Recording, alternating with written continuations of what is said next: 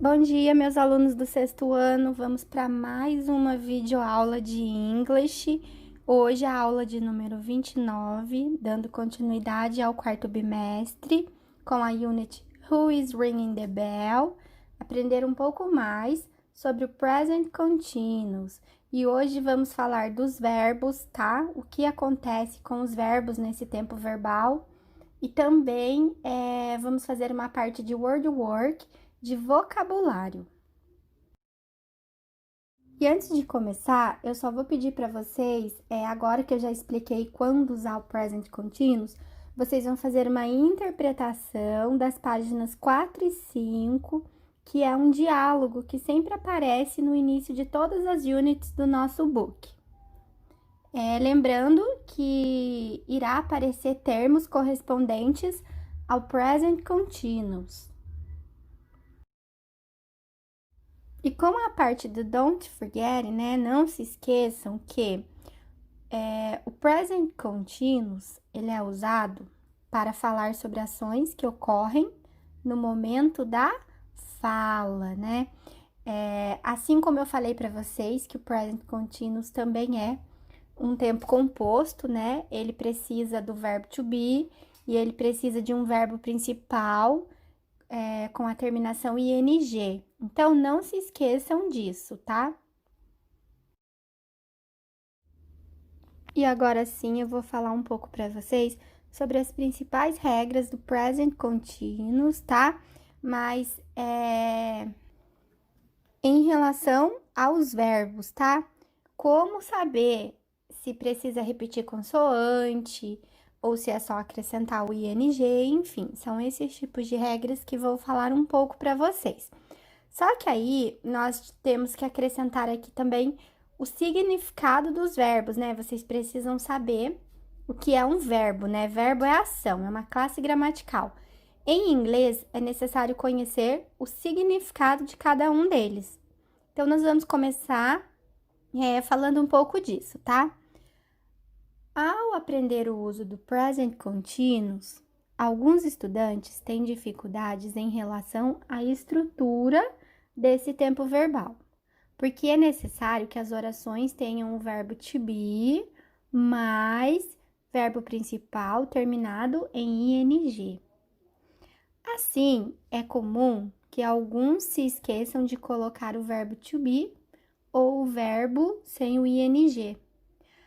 Além disso, o verbo to be exclui a necessidade de uso de algum verbo auxiliar em frases negativas ou interrogativas. Em segundo lugar, deve-se prestar atenção à ortografia dos verbos. Essa parte que nos interessa mais, hein? Que terminam em ing.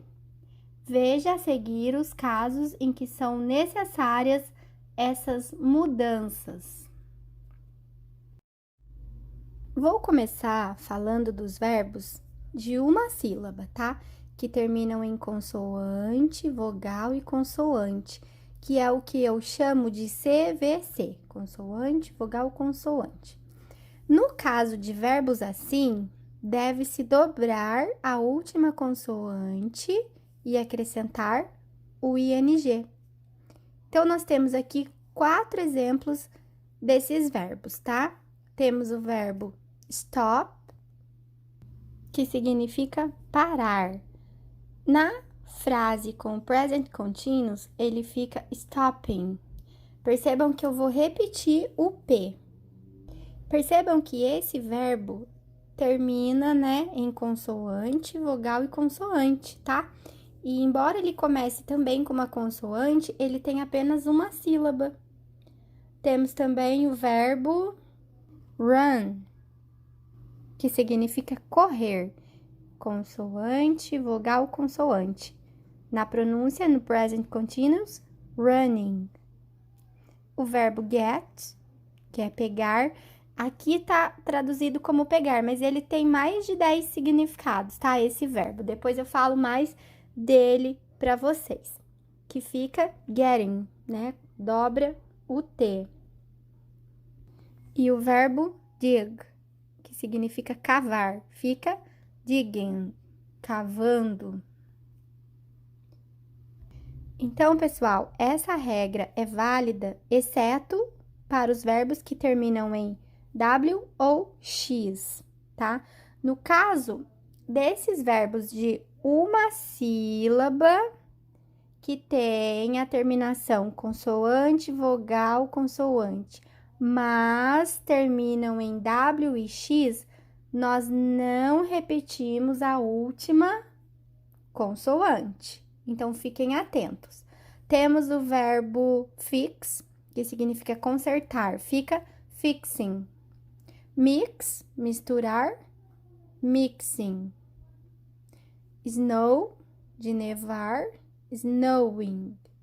Percebam que, embora tenham CVC, né, consoante, vogal, consoante, repetindo, por ser o X e o W, eu não vou repetir a última consoante, como é o caso dos 4 primeiros aí.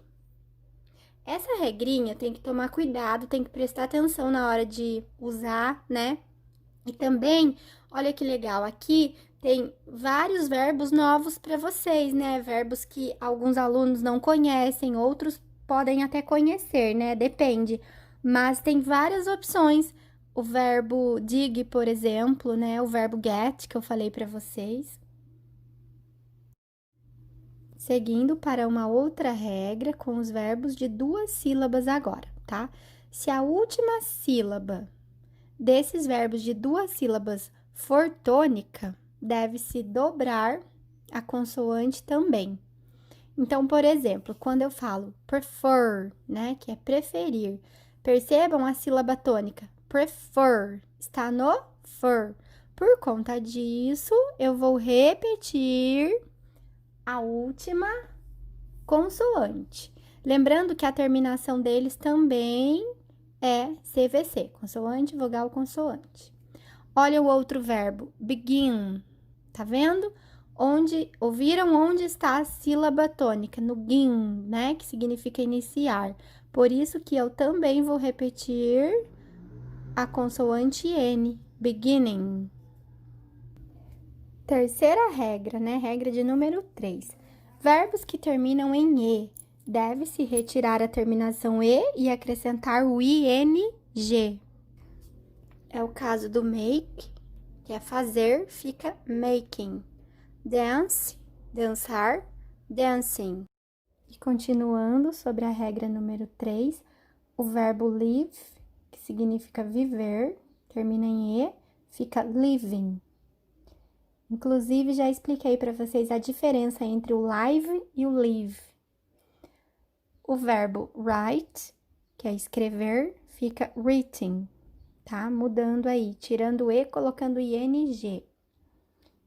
E agora a regra de número 4, referente aos verbos que terminam em IE. Nesse caso, deve-se substituir a terminação por Y, mais o ING.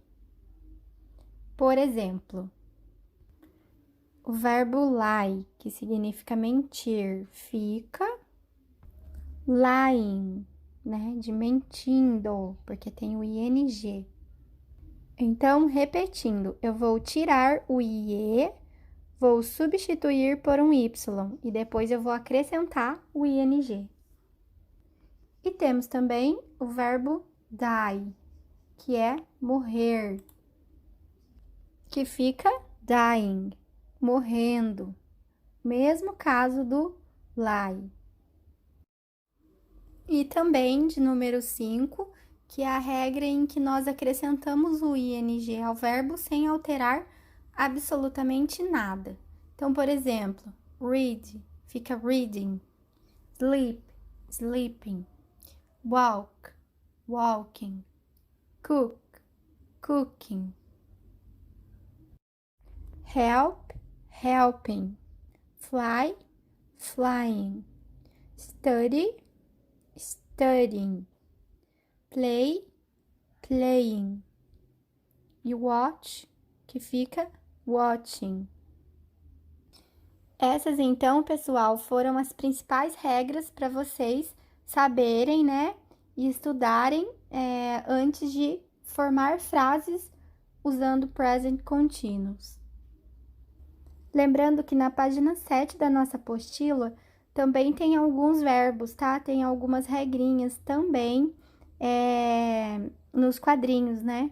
Sobre esses verbos.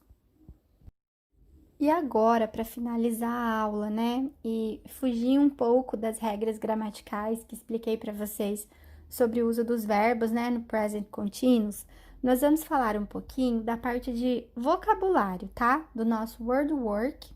What are you wearing? Né? O que você está usando?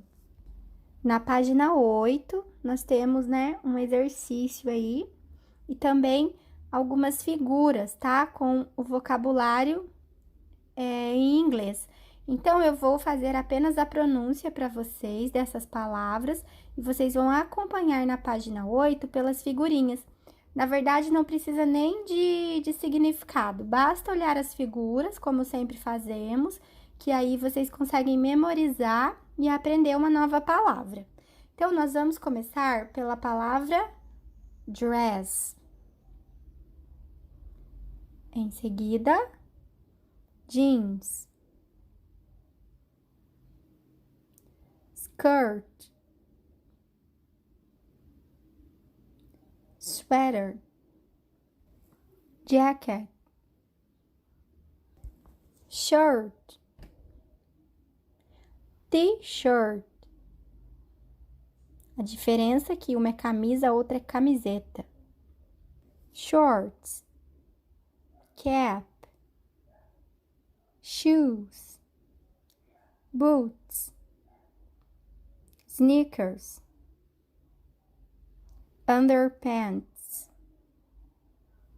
panties, bra, socks e, por fim, tie. E aí temos também os dois termos, né? Above the waist, below the waist. Significa, respectivamente, acima da cintura e abaixo da cintura. Então, vocês irão completar este exercício colocando as palavras certas, tá? De acordo com esses dois termos. Above the waist, de um lado, below the waist, do outro. E, enfim, finalizando essa aula, vamos para a tarefa, né? Página 8 do Word Work, que acabei de explicar, e a página 9, o exercício de número 2. Não é necessário escutar os áudios, tá?